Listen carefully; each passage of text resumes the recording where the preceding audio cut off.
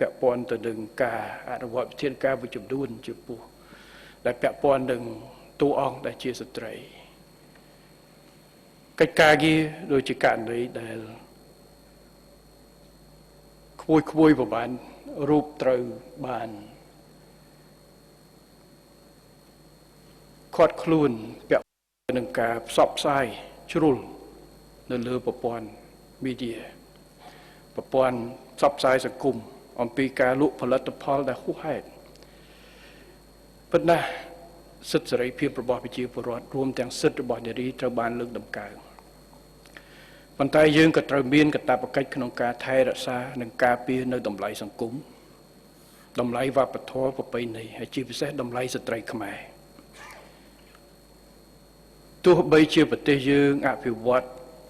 ថ្ងៃក្រោយដល់ណាក៏ដោយខ្ញុំគិតថាអត្តសញ្ញាណយើងមិនត្រូវបាត់ទេពិភពលោកប៉ុណ្ណាសកលពិភពពាណិជ្ជកម្មនៅស្តង់ដារសម្ភារៈស្តង់ដារនៃការសិក្សាស្តង់ដារនៃតម្លៃទីផ្សារនិងតម្លៃវិជ្ជមានវាអាចប្រមូលផ្ដុំជាមួយគ្នាបានការអនុវត្តគោលនយោបាយទីផ្សារសេរីការអនុវត្តលទ្ធិប្រជាធិបតេយ្យវិជ្ជមានប៉ុន្តែនៅលើពិភពលោកនេះគ្មានគោលដៅស្តង់ដារណាមួយដែលអាចអនុវត្តឲ្យអនុវត្តគ្រប់ប្រទេសទាំងអស់គ្នាទេគឺត្រូវគោរពនៅតម្លៃនៃមូលដ្ឋានផងអញ្ចឹងនៅកម្ពុជាយើងសិទ្ធិសេរីភាពរបស់បុគ្គលជាពិសេសស្ត្រីចាំបាច់ត្រូវតែលើកតម្កើងប៉ុន្តែមិនត្រូវហួសព្រំដែនជាពិសេសមិនត្រូវឲ្យបាត់បង់នៅអត្តសញ្ញាណដែលជាស្ត្រីខ្មែរឥឡូវគេមានខ្ញុំធ្លាប់តែរស់នៅក្រៅប្រទេសនៅប្រទេសខ្លះគេថាបើចង់បានការចាប់អារម្មណ៍ចង់បានទាញអារម្មណ៍គេឆាប់ល្បីធ្វើឈួតឲ្យច្រើនឥឡូវការវិវត្តនៃប្រព័ន្ធសង្គមផ្សព្វផ្សាយសង្គមក៏ដូចជាការផ្ដល់រង្វាន់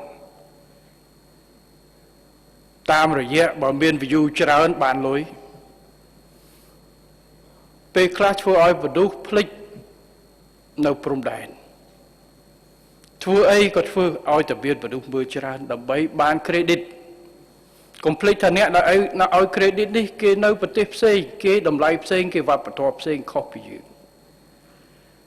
ប៉ុន្តែយើងចង់ឲ្យបងប្អូនប្រកួតប្រជែងបាន view តាមការបង្កើតការធ្វើនវានុវត្តន៍ការបង្កើតកម្មវិធីផ្សេងខ្ញុំឃើញច្រើនណាស់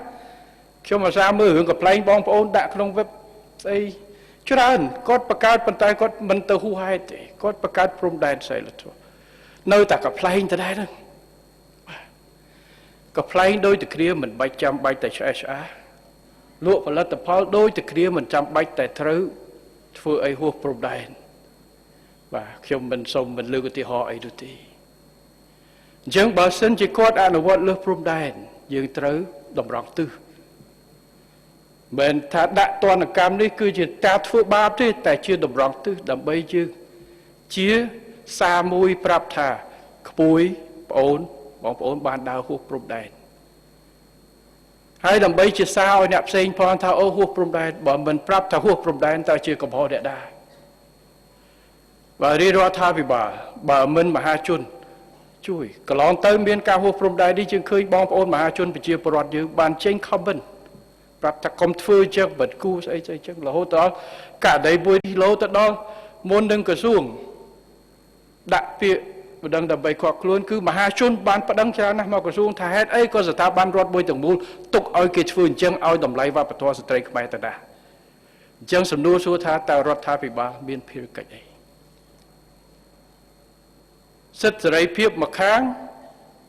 ប៉ុន្តែតម្លៃសង្គមតម្លៃវប្បធម៌មួយខាងហើយជាសិទ្ធិសេរីភាពរបស់ប្រជាជនខ្មែរជាច្រើនដែលសំណូមពរឲ្យក្រសួង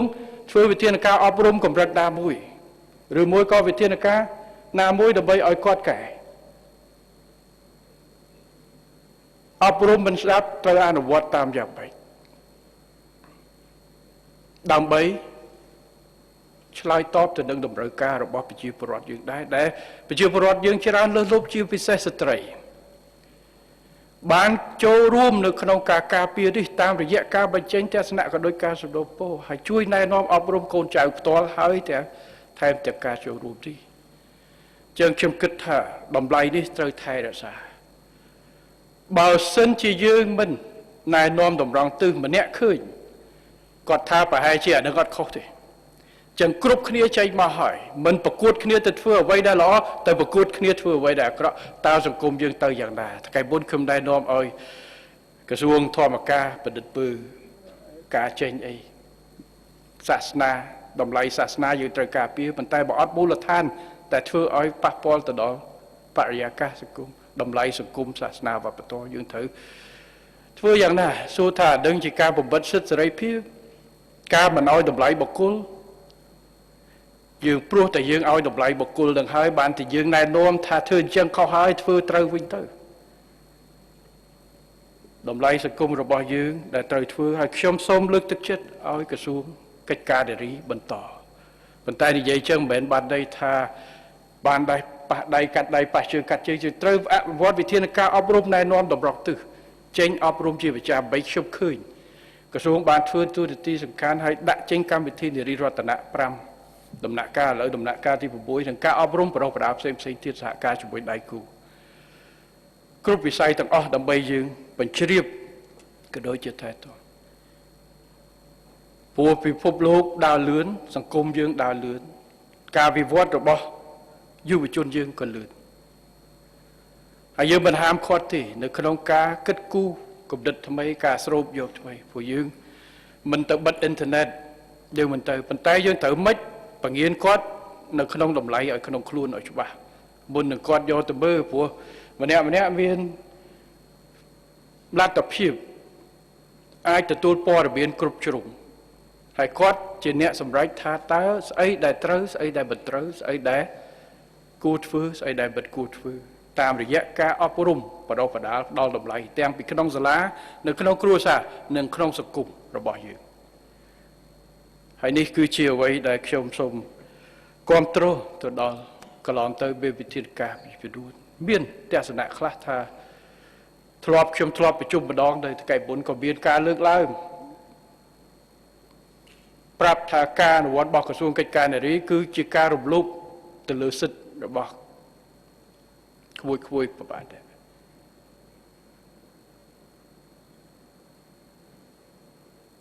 ក្រសួងក៏ដូចជាស្ថាប័នពាក់ព័ន្ធបានខិតខំនៅក្នុងការរៀបចំមិនឲ្យហួសហេតុប៉ុន្តែក៏មានដើម្បីធ្វើយ៉ាងណាជាសារសំខាន់ដែរអញ្ចឹងកិច្ចការទាំងអស់នេះគឺសូមបន្តបន្ថែមពង្រីកបន្ថែមនៅតម្លៃនៅអ្វីដែលវិជ្ជមានការពារនៅអ្វីដែលជាផលអវិជ្ជមានដែលប៉ះពាល់ផ្ទាល់ដល់ស្ត្រីយើងដូចជាស្ត្រីរងគ្រោះកុមាររងគ្រោះដោយសារអំពើហិង្សាជួញដូរផ្សេងត្រូវបន្តធ្វើហើយថែមពីនឹងត្រូវក៏រួមការងារនៅអប់រំណែនាំនៅពេលដែលគាត់បានធ្វើអ្វីខុសហើយអាចប៉ះពាល់តម្លៃសង្គមឬមួយក៏ធ្វើអីទៅអាប់អោនបាទគាត់ចង់ល្បីគាត់ទៅហូបស្បែកហូបកង់ឡានប៉ុន្តែគាត់មិនហូបប៉ុន្តែធ្វើឲ្យប្រទេសវិជ្ជមានគេចាប់ផ្ដើមមើលយីគេថាតោះបញ្ជូនស្បែកជើងបញ្ជូនកង់ឡានទៅឲ្យខ្មែរហូបកង់ឡានឧទាហរណ៍យើងមិនធ្វើអីយើងណែនាំដើម្បីតម្រង់ទិសឲ្យគាត់សន្យាកុំឲ្យធ្វើហើយខ្ញុំសូមអំពាវនាវឲ្យបងប្អូនរបស់យើងទាំងស្ត្រីទាំងប្រុសជាពិសេសយុវជនធ្វើអ្វីក៏ដោយគឺត្រូវមានព្រំដែននឹងការទទួលខុសត្រូវរបស់ខ្លួនសិទ្ធិសេរីភាពគឺមានប៉ុន្តែសូមកុំឲ្យហួសព្រំដែនសូមរួមគ្នាថែរក្សាគោរពច្បាប់ដើម្បីចូលរួមថែរក្សាស្ថិរភាពនិងភាពសណ្ដាប់ធ្នាប់សង្គមគោរពប្រពៃណីវប្បធម៌របស់យើងទៅដល់ណាយើងគេមិនអាចហៅថាយើងអាមេរិកកាំងទេទៅដល់ណាគេនៅតែសួរសូម្បីតែកូនខ្មែរកើតនៅអាមេរិកកាំងក៏គេសួរនៅឯងជាតិណាដែរព្រោះរូបរាងរបស់យើងអញ្ចឹងអត្តសញ្ញាណត្រូវតែច្បាស់កម្ពុជាយើងដូចគ្នាហើយអត្តសញ្ញាណនិងវប្បធម៌ត្រូវរួមថែរក្សាពីមួយជំនាន់ទៅមួយជំនាន់បើមិនអញ្ចឹងទេបើសិនជាជំនាន់យុវជនជំនាន់នេះគាត់បាត់អត្តសញ្ញាណមកជំហានពេលដែលគាត់ខ្លាយទៅជាឪពុកម្ដាយគេនឹងបាត់មកជំហានតទៅទៀតបាទនេះខ្ញុំសូម ព្រោះវាតិចម្ដងប្រទេសខ្លះនៅអាស៊ីខ្ញុំជួបគាត់ complain គាត់ថាយុវជនគាត់ចំនួននេះពីចំនួនក្រោយនេះអត់ដឹងថាជាអី